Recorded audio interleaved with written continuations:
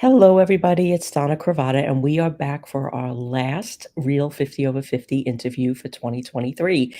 And this week we have, drumroll please, Jane Tabachnick, and she is a best-selling book coach, visibility, and Profit. yeah, I'm sorry, Facebook just broke again. So I got a big error on my screen. It keeps doing that. Okay, so I'm sorry. I'm going to start over again. Jane is a visibility and profit activator, and she's the founder of Jane Tabachnick Co. And she's a best-selling author. She's also an award-winning content and publicity strategist and an author mentor. Jane is the founder of Simply Good Press, a book publishing and publicity company that helps experts go from idea to the published book, generate publicity, and create profit centers. She's named one of the top 100 people online from Fast Company, and she's been featured or quoted in many media outlets, some of which include Inc., Clickz, Crain's, ABC, CBS. And she's the co-creator of the Sustainable Design Entrepreneurship Certificate Program at FIT, the Fashion Institute of Technology in New York City, and she's also an adjunct professor. And in her spare time, when she's not doing all of those many wonderful things, she's completed the Dublin Marathon in Ireland, and she's working on perfecting her gluten-free baking. Welcome, Jane. Sorry about Facebook glitching, but we do what we can do. So, Thank you. welcome. Let's Thank just jump right in and ask you what happened when you turned 50. Oh, goodness. Well, I think there's the shock of the number. And then it's really not any big deal in a way. I think it's a great time to celebrate your accomplishments and figure out what you want to do with the rest of your life, what you want your life to be. And I think what happens is you strip away some of the little worries, some insecurities, and they don't totally disappear, but I think you focus more on what matters. And just one example I was thinking about this morning is being willing to tell someone that they're not a good fit as a client. As entrepreneurs who depend on clients, we don't necessarily know when the next client is coming. When you first start out in business, you worry about turning away business because you think, what if I never get another client, which is not obviously the case, but being willing to say, this is not a good fit for me. I know how this is going to go, and it's not going to be joyous, fun, or profitable, and neither of us are going to be happy in the end. So just being willing to do that is really freeing and fabulous. It is. I recall those early moments of doing that for the first time. It's very empowering because it for me, it felt like I finally trusted myself as a business owner. Like the whole world wasn't going to fall apart if one client didn't work out. Yeah, exactly. And I think from an energetic point of view, I think it just keeps the energy clean and helps attract more of the right fit clients. Yeah, there's space for that because you end up spending more time trying to make somebody happy that, it's never going to be the right fit. So you're just spinning your wheels with that. Yeah, that's great. So we do a lot of the same work. There's a lot of crossover in what we do, and visibility is a really big thing for me, and I know it is for you as well. And it's like how we help people. So I'd love to have a little discussion about what visibility means to you and the impact that it can have when it's done right. Yeah, so visibility in the broadest sense is being seen by your ideal clients or prospects. And in a more granular sense, it can be anything from traditional PR, which actually we could spend the whole session defining that because it's been evolving so greatly, but being visible on social channels via a well-optimized website or blog, on podcasts, speaking at events, really figuring out where your ideal prospects and clients spend time and then trying to position yourself in front of them in a way that adds value and helps attract them to you. Yeah.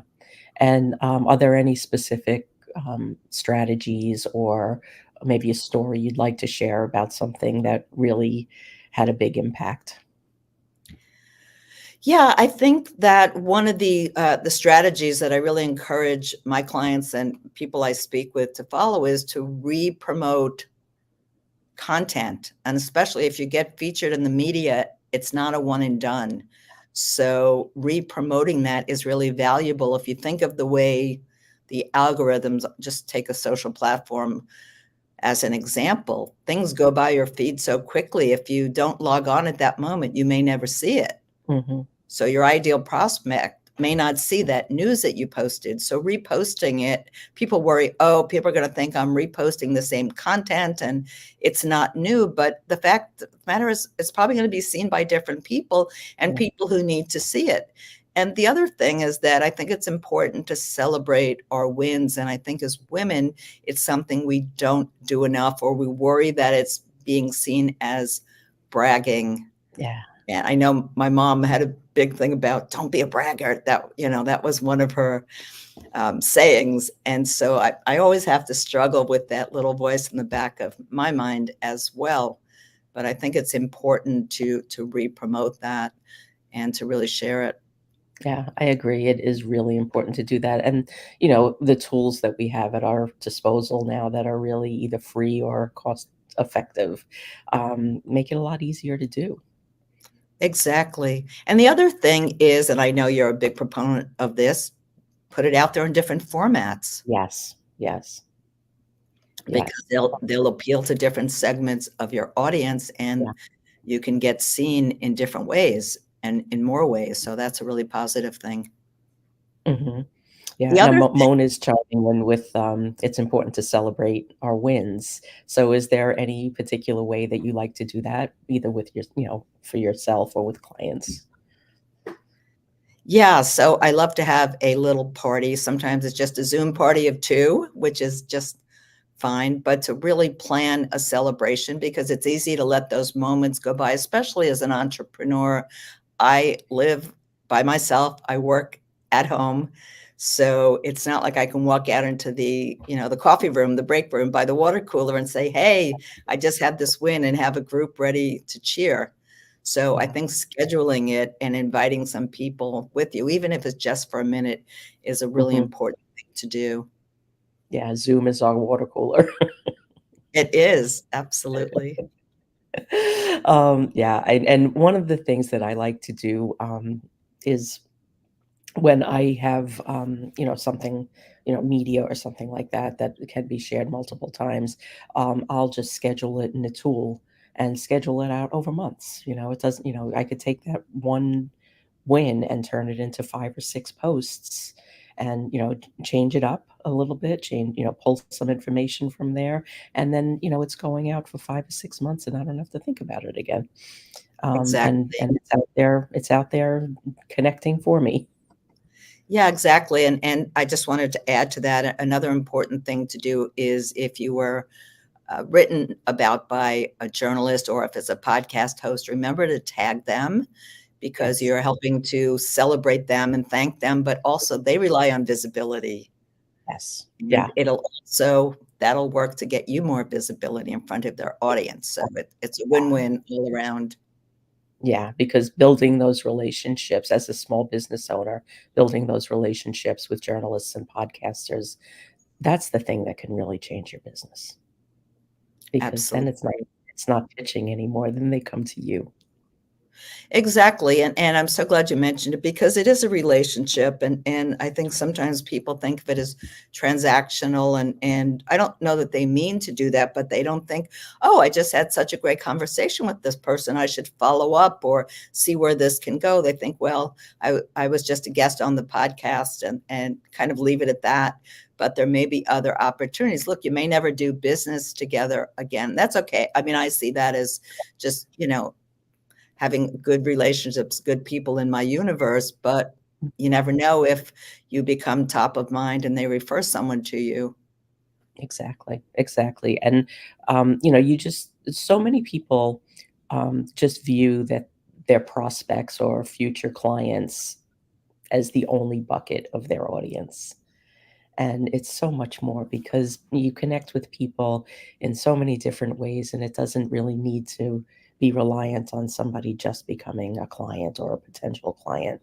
Those relationships show up in all different shapes and forms, um, and it's, I mean, that to me, that's where the magic happens, in those little unexpected moments, and just knowing more people that think the way that you do, and show up the way that you do, and there's some kinship there, or some shared values. That's really where I get excited. Exactly. It makes it so much more fun, especially for us solopreneurs who are busy working away at home or out of a coffee shop. Having that network is so valuable and inspiring. And then when you do have something to celebrate, or you have a not so stellar day and you need someone to kind of, give you a little pep talk, you've got some resources because, let's face it, I have a lot of really dear friends. I feel really blessed, but most of them are not entrepreneurs, so they don't totally understand what it's like on a day-to-day basis. They try and relate, and I appreciate that, but unless you're doing it, you really can't feel it. Yeah, I spent Christmas Day with a very close friend who is, she's a teacher for special needs children, and she loves to hear my stories, and it always ends with, "I don't know how you do it." I don't know, some days either. I don't know how she's a special needs teacher for, like, kindergartners. I could never do that, so is Yes, there's room for everyone. Um, exactly. okay, so one of the things that I saw on your website was you like to make the world a better place one book at a time. Share a little about that. Like, how does that fit into the way that you work?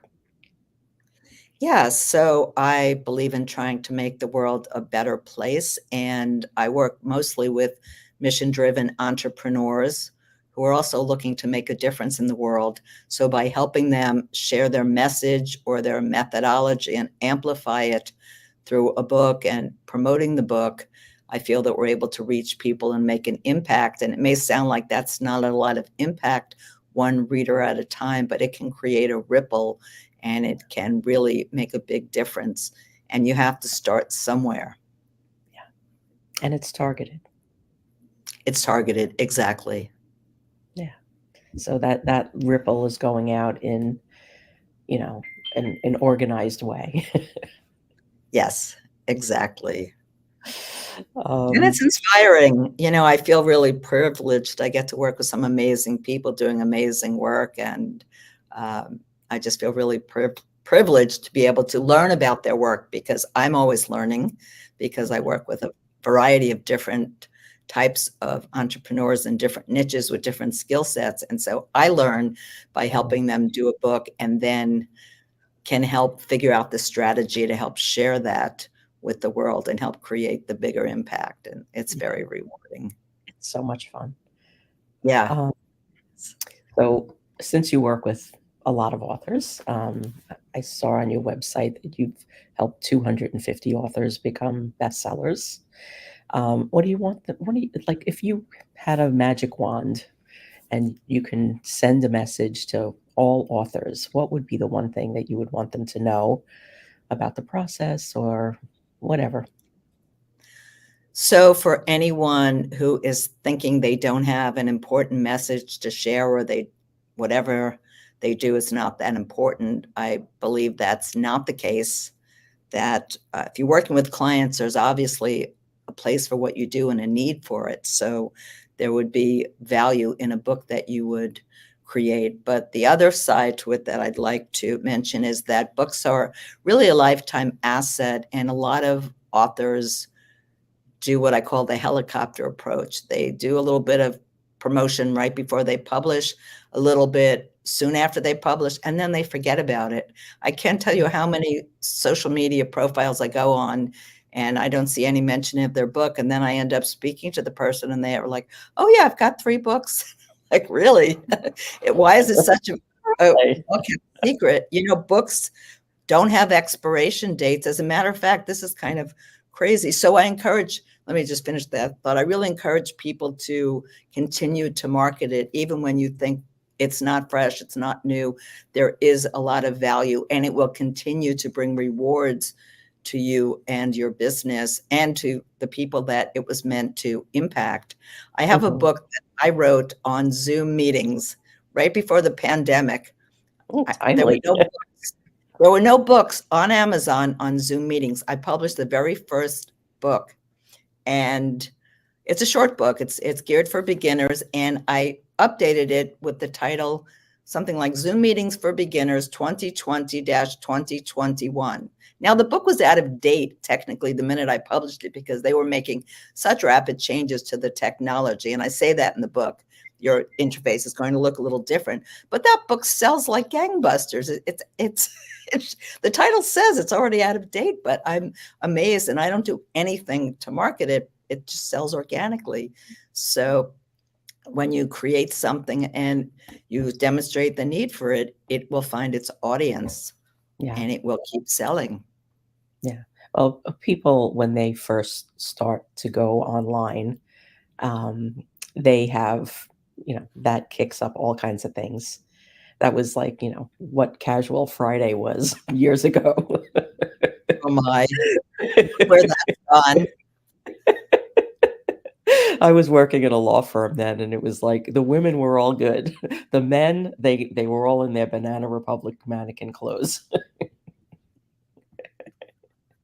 But yeah, I mean, it's people don't know what to do. They don't know what to have in their background. They don't know what to wear. They don't know how to like the equipment that they need. So there's always going to be Zoom beginners, and um, you know, if helping them get over the fear of that is really good. And if they could do that in a quick book for a small investment, why not buy it?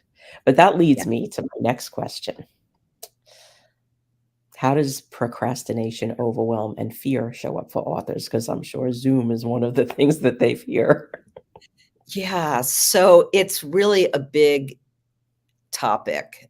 The most accomplished people, I work with some really accomplished people, and no matter what they've accomplished in their career, when they get closer to publication, I start to hear little fears and inklings that they're concerned, and it's normal. And one of the things I say is your book will do more being out there in the world than sitting on your shelf for you trying to perfect it. Mhm. Like things like, what if no one reads it? Well, that's not going to be the case. Not if you're working with me. Of course, people are going to read it. What if it gets a bad review? It probably will. And that's Mhm. okay, because when you see a book with all 5-star reviews, you think that's not Mhm. possible, Yeah. and it doesn't ring true or authentic. So, um, there are things you can learn from negative reviews, and some of them are just from trolls. I've had a few trolls on my Zoom book, and you can tell right Mhm. away. Sometimes it's good information. I actually encourage my clients to read negative reviews on other books that are out there and see what people are saying. There's gold in those reviews, and you can update a book. Um, and you can take that information and you can say, oh, I wish I thought to add that. And you can add that. So it can be updated if you choose to. You don't need to, because one person's opinion is not the be all and end all. It's just their opinion. But Mhm. there's no reason to let that stop you. Yeah. There'll Yeah. be more people who will be amazed, inspired, um, intrigued and awed by the fact that you've written and published a book than people who are looking to critique it. Yeah. I mean, I remember I started working with authors probably 10 or 12 years ago. And, there have been so many times over the years where people have said, oh, books are out and nobody's buying books, nobody's writing books. And it's just not true. I mean, people are impressed that you wrote a book. The whole process of going through it and being vulnerable and sharing what you know and going through the actual physical process of writing and publishing and putting it out there into the world. And they're not going away. People love them. They love them. They love to share them. They love to read them. They love to buy them. And it really is such a wonderful way to share a body of work and expertise and um, a great way to introduce what you do at a price point that's affordable. Exactly. To, new groups of people. It's just I think it's great. I can't wait to write mine one day. I've helped so many people, but I've never written one yet. But it's coming. Okay, we can talk. Yeah. So, what is your favorite book?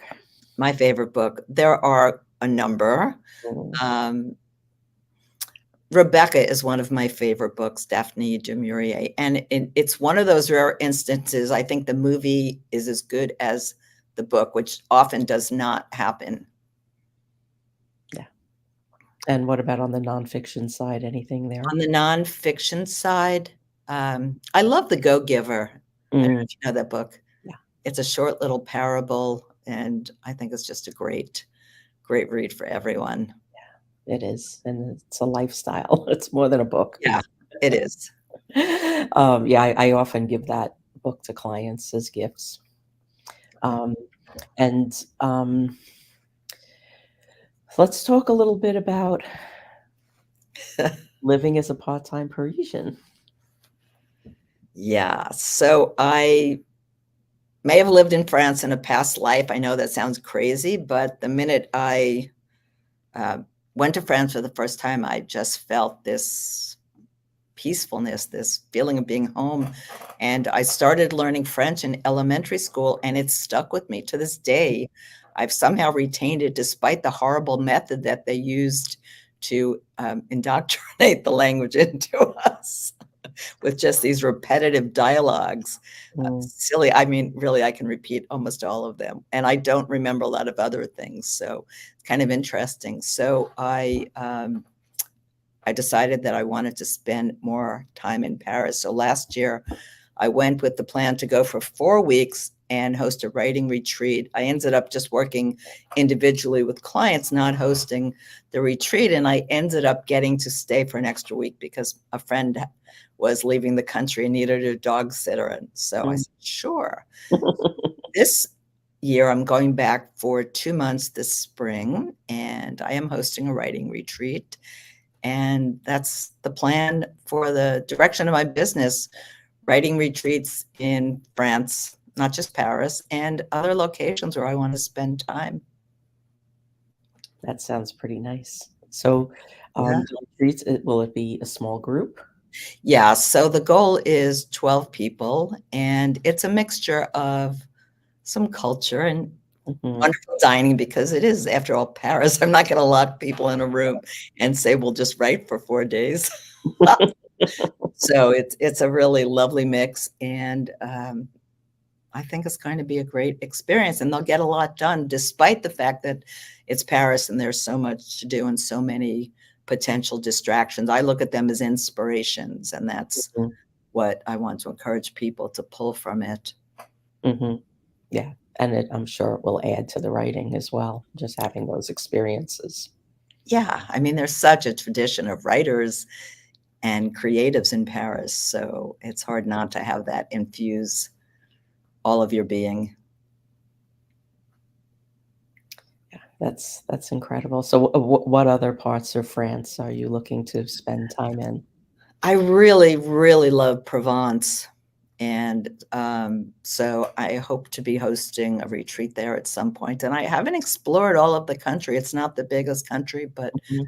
I haven't been everywhere. I've never been to Bordeaux. So, there's wine to be tasted and cheese to be eaten. And somebody's gotta do it, right? Someone's gotta do it. The great thing about being there, I actually lost 4 pounds when I was there last spring. I walked so much that I just didn't even think about what I was eating. I mean, I'm not a big sweet eater, so that wasn't, I mean, it is very tempting, but I was able to manage that and not have dessert at every turn. That you just walk so much and you're in the fresh air, and it helps combat some of the yummy food that you eat. Yeah, they also don't have the preservatives in the food. It's so true. I was just going to say that the food is really cleaner. And, it's interesting going to these the market or the little supermarket near my apartment, all the food is marked where it was from. All the vegetables, I Mhm. should say, were marked where they were from. So the strawberries were from Belgium, and the grapes were from Spain. So you really had a sense of the locality of it, which was very nice. And they weren't from further away than that. Yeah, They really were fairly regional. yeah, And I think that and in that's season, you're not season. getting, like, Yeah. watermelon in December. Yes, exactly. Yeah. Yeah. When I went to Italy, I had the same experience. I ate like nobody's business, and I lost 20 pounds when I was there. How long were you there for? I was there for almost a month, Wow. and we Fabulous. walked everywhere, and I was with a friend who had all kinds of digestive issues, so we didn't eat in very many restaurants. We picnicked everywhere, and we just picked up food along the way, and it was incredible. We just had, like, this little backpack with ice packs in it. And, Corkscrew. yeah, well, corkscrew. And we just went wherever we wanted to go, and we set up a picnic wherever we fancied, and it was incredible. Sounds heavenly. Yeah, it was really good. And, I was surprised. I thought I was gonna come back and gain 20 pounds, and I lost 20 pounds. Yeah, and you probably felt great. I felt great. I felt Yeah, great. And, yeah, I'm ready to go back. I'm ready for my traveling to begin. yeah. Where to? Um, I think I need a little bit beach, and then I Mm, need a little Europe. okay. Yeah, I'm supposed to go to, Key West in March, but I'd like to be Oh, able to do something before that. nice. Um, yeah, I didn't get to do any traveling this past year, so I'm excited to get started again. Excellent. So let's talk more about books. What do you want people to know? Yeah, so I think one thing that is good to know now is that short books are great. People really appreciate something that's short and to the point. I think a lot of people go into thinking about a book thinking it has to be like 200 pages, and that's really not the case. Sometimes you get more value and reach more people with a shorter book. I mean, look, the book has to be the length it should be. But Mhm, there can be merit into creating 2 books instead of 1 from a marketing point of view and just also an mhm, attention span yeah. point of view. I remember speaking with, I think it was Todd Herman who, I'm trying to think of the name of his book. He's got a great book, I think Hero is in the title, but anyway, he was saying he was traditionally published, and he wrote the book, and the publisher was like, "It needs more pages." And he was like, "Well, but this is the book." This is it. So because the publisher calls the shots, he added some content and, he was able to add some case studies. So it wasn't like he was adding fluff, but nonetheless, sometimes the book lets you know what it needs to be. But, Books are think books are short. born. Yeah.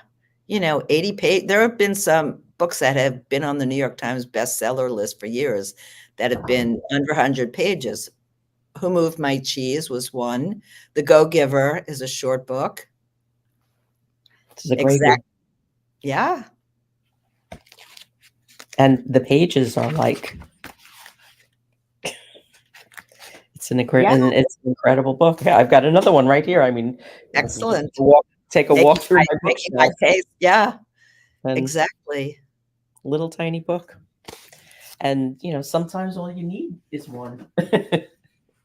Yeah, exactly. So having great, concise content is really important. And in that case, especially with a small book, you want to really have great layout. I mean, all books I think should have great layout, but with a smaller book, you definitely want to be very intentional about it. Yeah. So now do you work, primarily with, people who are self-publishing, or do you work with people who are publishing traditionally too? Yeah, for the most part, I work with people who want to self-publish. So I call it traditional self-publishing. So we work with authors in 3 ways. Sometimes it's from idea, developing the concept, writing coaching, like a book Sherpa. Some people come to us just to have us help publish it. And then there are people who come to us for promotion. And sometimes they're with more often hybrid publishers and Mm. traditional. But because we're so focused on self-publishing and Amazon and the algorithms and really building a great presence and maximizing what Amazon has to offer. We know it better than a lot of traditional hybrid publishers do. So sometimes they hire me sort of on the slide to help them with that. And it's interesting. Sometimes if the author comes to me and they didn't come with the publisher is kind of resistant to what we recommend. I mean, I'll show them how it's going. I can show them based on data how Mhm. my recommendations are going to sell more books without them doing anything, and Mhm. they'll say no. Okay. It's a changing industry.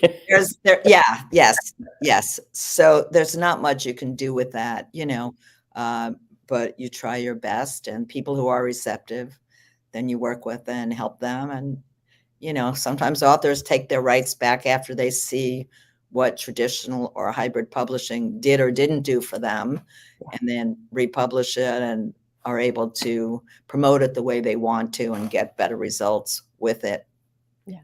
I'm not anti traditional or hybrid, by the way. It's just a very different model. Yeah, it is a different model, and I think it's important for people to understand what each type of publishing can offer to them, so they make Exactly. the right decision for what their goals are. Um, but there are options, there are people just don't realize that they have them. There are Exactly. so And many different ways to do this now. yeah, the other thing I just want to mention is, there used to be a stigma around self-publishing, and I think that that's really gone away. But that said, you still have to publish a book that looks great. Like someone I know who you also may know, I won't say too much, but approached me about helping with their book promotion. We didn't end up working together, but I just saw a preview of their book cover, and honest to God, it was designed in Microsoft Word. I mean, they're an influencer. They've got a good following, so they'll probably do okay with the book, but that's shooting yourself in the foot. Yeah. We're all savvy enough to look at a design. We may not be designers. We may not know that the color doesn't match, or we may not be able to put our finger on it, but we all can look at something and go, yeah, that's not high quality design. And the thing is now is, like, the tools are available where, a good design is really available to everyone. Exactly. So, there are 3 things that you shouldn't cheap out on. I'll just mention them real quickly. Editing, super important. Layout design, which is the interior design of the book, and then the cover design. Yeah. It's so important.